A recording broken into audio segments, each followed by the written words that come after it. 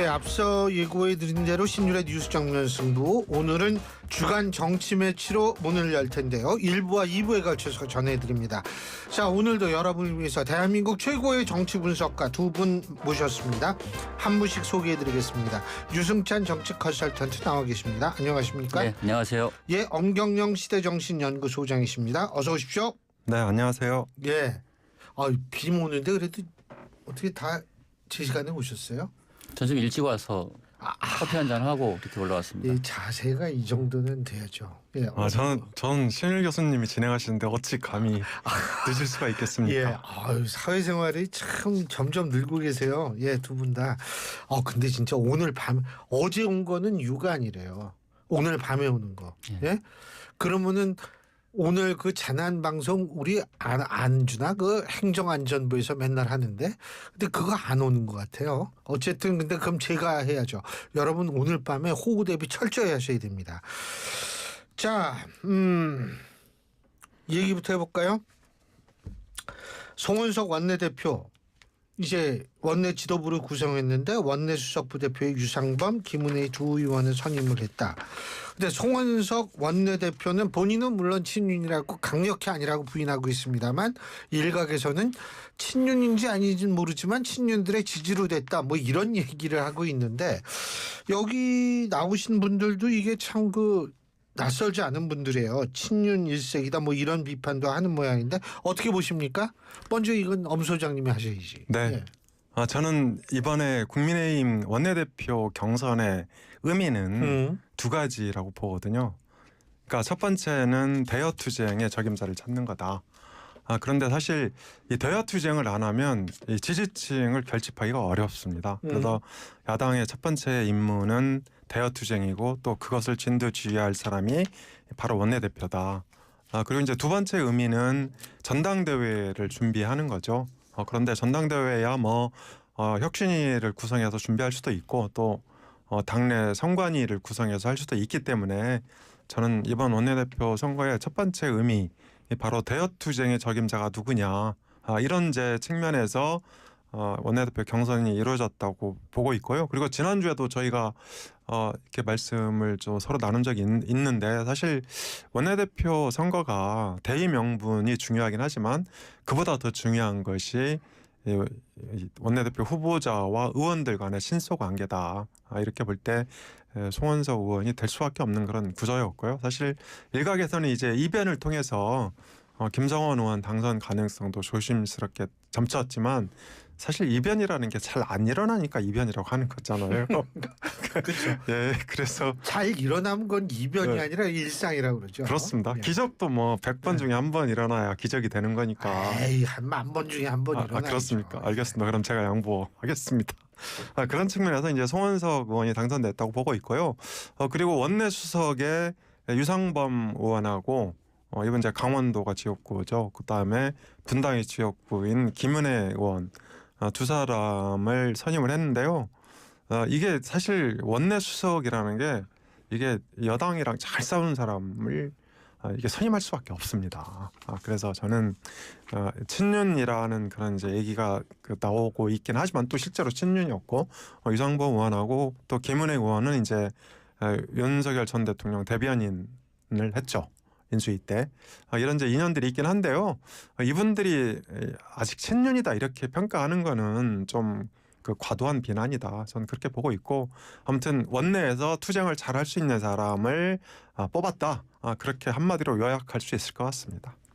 어떻게 보세요? 한마디로 저는 이제 노답이다.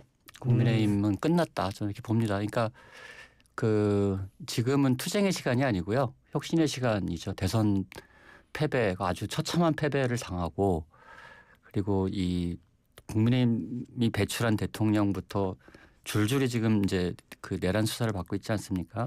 이런 상황에서도 어떤 성찰의 시그널이 아니라 다시 내부 기득권만 지키려는, 당은 망해도 우리 기득권은 내놓지 않을 거야라는 이제 그런 당내 분위기가 정확하게 표현됐다. 그래서 저는 국민의힘이 당분간 이런 이 패배의 길을 계속 가게 될 것 같다. 저는 이런 생각이 듭니다. 그런데 이제 쇄신이라는 게 저도 필요하다고 봅니다. 지금 국민의힘 상황을 보면 쇄신, 뭐 송찰 그리고 이제 그 계엄 정국과 탄핵 정국에서 빠져나와야죠. 그러니까 그게 그 반드시 필요한 과제이긴 한데요. 이 원내 지도부는 사실은 이제 인사청문회를 준비를 해야 되고 또 인사청문회는 사실 야당의 시간이거든요. 그러니까 인사청문회를 통해서 정부 여당의 문제점을 부각을 하고 또 정부 여당이 제대로 갈 수 있도록 이제 방향을 제시하는 게 저는 그 원내 지도부 역할이라고 보고 있고요. 그리고 이제 그 청문 정국이 지나면 바로 이게 정기국회가 열립니다. 정기국회는 국정감사하고 뭐 기타 법률 예산 이런 과제들이 있는데요. 이 내용을 잘 아는 사람들이 담당하는 게 저는 맞다고 보고 있고요.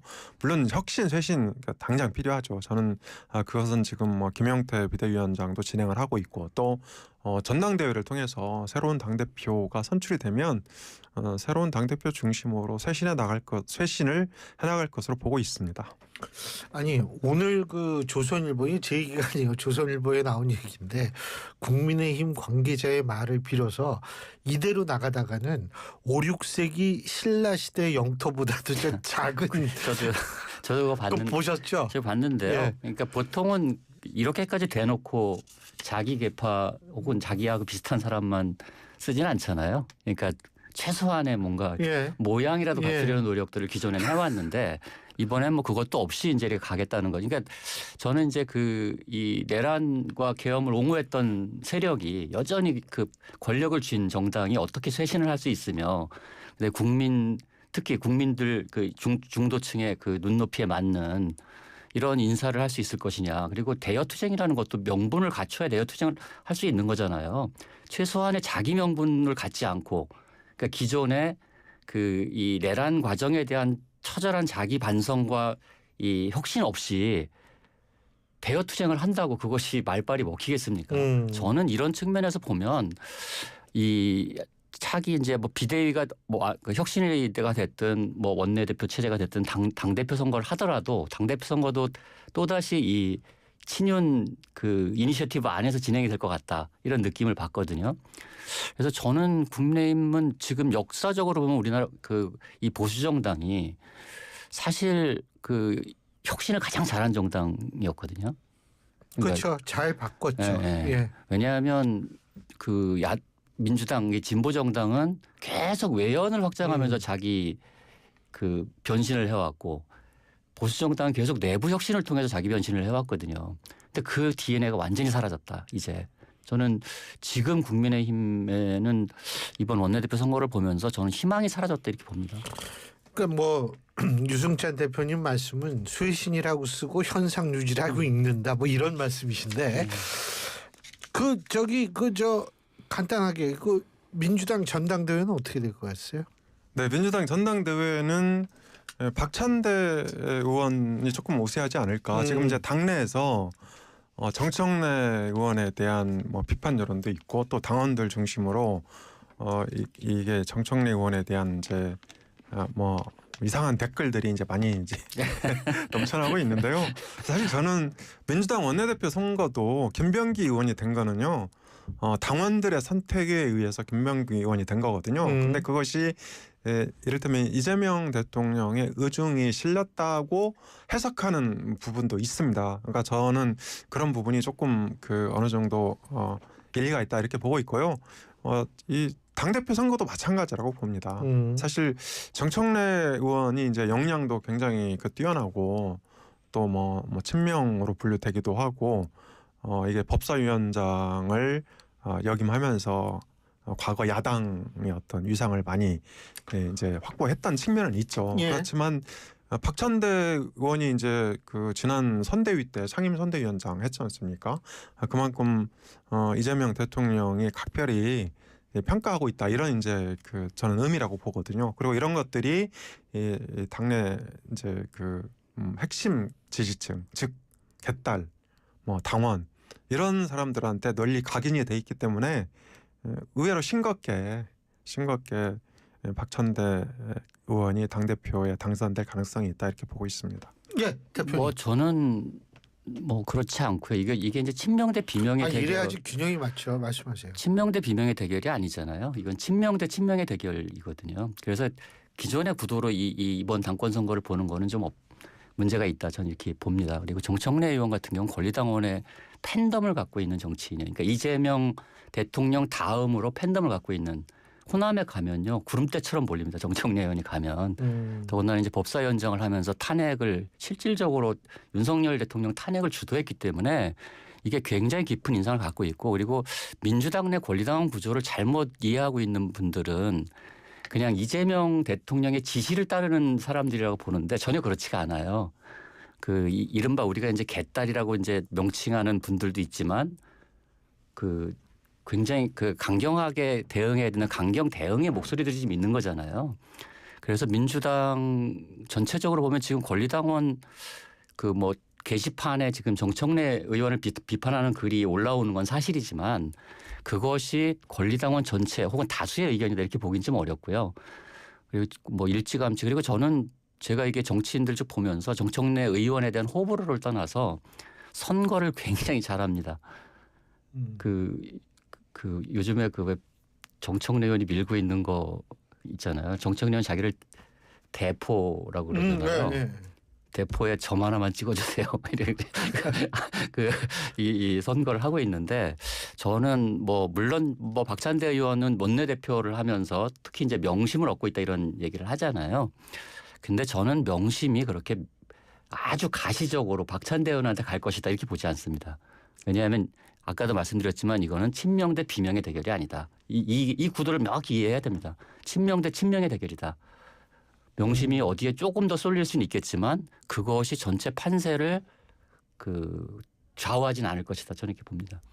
그러니까 저는 친명 대 친명의 대결이 아니고 찐명 대 친명의 대결이다. 저는 그렇게 이제 이해를 하고 있고요. 그리고 2년 전 민주당 전당대회 때 정봉주 전 의원이 원래 시작할 때는 최고위원 선거 1위였잖아요. 그런데 당 주류하고 이제 불협화음을 일으키면서 결국은 미끄러졌거든요. 저는 이번 전당대회도 그런 어떤 데자뷰가 나타날 수도 있다 이렇게 생각을 합니다. 아직 시간 한참 남았으니까요. 거기 보고 국민의힘도 전당대회 한다 그러니까 또 어떻게 되는지 한번 보고 그러죠. 자, 첫 번째 매치 들어가 보겠습니다. 자, 첫 번째 매치입니다. 이재명 대통령의 첫 외교 데뷔전 성공적이었다, 빈손이었다. 누구? 네, 네네. 저는 대단히 성공적이었다고 봅니다. 그러니까 국제사회에 어쨌든 대한민국이 다시 돌아왔다는 시그널을 준 이 정상 외교였다고 보고요. 원래 외교라는 것이 이게 가시적인 성과를 내는 작업은 아니거든요. 그러니까 단기간에. 외교 전략의 핵심은 이제 모호성인데 이걸 잘 못 지켜서 이제 외교적 참사가 일어나기도 하는데, 저는 어쨌든 11개 그 정상들과 어쨌든 회동을 했는데, 저는 사실 이제 이재명 대통령은 이렇게 외국을 나가거나 이런 걸 본 적이 별로 없었거든요. 제가 정치를 하시면서. 그래서 굉장히 어색할 거라고 생각을 했는데 생각보다 훨씬 자연스럽게 대화들을 이어나가는 과정이 있었고요. 물론 언론에서는 한미 정상회담 불발을 얘기하지만 그거는 특수 사정이 있었잖아요. 이스라엘과 이란 전쟁이 긴박하게 돌아가기 때문에 트럼프 대통령이 지금도 긴박해요. 예, 귀국을 한 상황이었기 때문에 그거는 큰 문제가 아닌 것 같고, 특히 또 이 윤석열 전 대통령 정상 외교 때는 굉장히 이 잡음이 많았잖아요. 예. 윤석열 전 대통령도 그랬지만 김건희 여사 관련해 가지고도 굉장히 잡음이 많았는데, 그것에 이제 비교돼서 누군가는 그렇게 얘기하더라고요. 참 쉽죠 이러더라고요. 왜냐하면 윤석열보다 잘하면 되니까. 그렇죠. 그건 참 비교 대상이 바로 전임 대통령이니까 그런 얘기도 하는데, 어쨌든 이번에 김연경 여사의 어떤 낮은 행보, 이제 폴더 인사, 그것이 기획된 건지 잘 모르겠지만 그런 것들도 약간 대비 효과를 가져오는데 충분했다. 저는 이렇게 봅니다. 네. 저는 이제 유승찬 대표께서 하필이면 윤석열 전 대통령과 이렇게 비교를 해서 그보다 잘하면 잘한다 이렇게 평가하는 거는 너무 좀 이 자학적인 그런 평가가 아닌가. 바로 전임 대통령인데 그러면 아무튼 기분이 별로 그렇게 유쾌하지 않고요. 저는 이제 그 한미 정상회담이 이번 그 G7 회의 정상회의의 핵심이었다 이렇게 봅니다. 그러니까 이제 물론 이제 동선이 좀 틀렸죠. 그러니까 이재명 대통령은 초청국 행사에 이제 들러서 가느라고 아예 이 트럼프 대통령을 만나지 못했는데요. 사실 저는 6년 전에도 트럼프 대통령이 G7 정상회의 갔다가 일찍 이 중도에 귀국한 적이 있습니다. 그러니까 트럼프 대통령은 사실은 긴박한 사안이 있었다. 저는 뭐 이번 건 이란 건이 긴박하다고 볼 수도 있죠. 그렇지만 당연히 긴박하죠. 그렇지만 뭐 2주 뒤로 또 지금 그 결론을 미뤄놓은 상태고 사실상 긴박한 문제가 아닐 수도 있다는 거죠. 근데 사실은 지금 외국에서 들려온 뉴스에 따르면 이번 주말이 가장 위험하대요. 예. 네, 그래서 이제 트럼프 대통령이 이렇게 그 중도에 귀국하고 뭐 시간을 단축하고 이런 게 일종의 그러니까 루틴입니다. 이번만 그런 게 아니고 6년 전에도 그런 일이 있었고요. 그리고 그때도 이게 그 공동 성명에 서명 안 하기 위해서 도망갔다.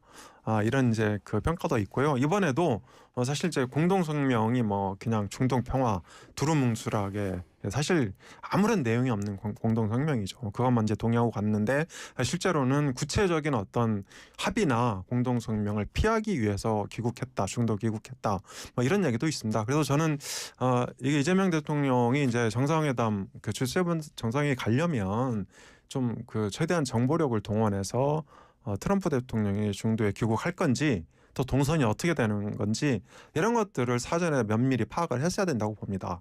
그래서 초청국 이 행사에 참석할 것이 아니고 바로 이 그 G7 정상회의로 동선을 잡아서 한미 정상회담을 반드시 했어야 되는 거 아닌가 이렇게 생각이 들고요. 다만 한일 정상회담을 한 것은 어느 정도 의미가 있다. 그래서 어제 이제 그 도쿄에 있는 주한 주일 이제 한국 대사관에서 한일 수교 60주년 행사를 했는데요. 여기에 일본 이시바 총리가 참석을 역대 총리들 다 왔대요. 네, 현직 총리도 그렇고. 네 명이 이시바 총리를 비롯해서 4명 그 총리가 왔는데요. 이런 부분은 뭐 성과로 인정할 만하다 이렇게 봅니다. 지금 계속 속보가 들어오고 있는데요. 화천, 철원, 서울, 경기, 인천 지역에 지금 호우주의보가 내렸는데 오늘 오후서부터 밤 사이에 더 강한 비가 내릴 것 같다는 겁니다. 시간당 70mm 이상의 폭우가 내릴 전망이라고 하니까요. 모두 합해서 120mm 이상의 폭우가 전망된다고 하니까 여러분 꼭 좀 이 주의하셔야 될 거라는 생각이 듭니다. 근데요. 원래 그 대통령이 사실 옛날에는 이렇게 순방 갔다 오면 이게 여야 대표한테 얘기도 하고 그랬는데 이게 윤석열 정권부터 그게 좀 없어진 것 같은데 이번에 이재명 대통령이 22일 날 관저에서 여야 지도부하고 오찬 회동을 갖는다고 하는데 뭐 이거 뭐 G7 정상회담 얘기도 하고 뭐 거기에서 이제 또 뭐 청문회 얘기도 하고 이런 거 아니겠어요?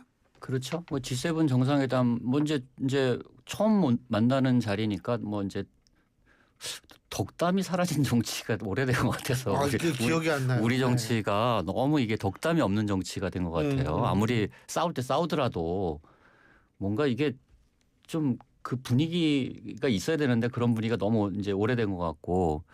근데 이번엔 어쨌든 그 G7 정상회의 결과 보고도 이제 있을 것 같고 대통령께서 그걸 할 것 같고 그다음에 이제 청문회 얘기 김민석 총리 후보자 얘기가 나올 것 같죠 느낌상. 그것도 의제 오를 것 같은데 글쎄요 과연 뭐. 근데 무슨 얘기가 나오든 일단 만난다는 게 중요한 거 아니겠습니까? 그렇죠. 만나고 이 만남이 정례화될 수 있었으면 좋겠고요. 저는 아무리 뭐 싸움이 거칠게 일어나도 일단 만남을 정례화하는 건 굉장히 중요하다. 그러니까 그것이 이제 국민들한테도 그 정치가 복원됐다는 시그널을 주는 것일 테고요.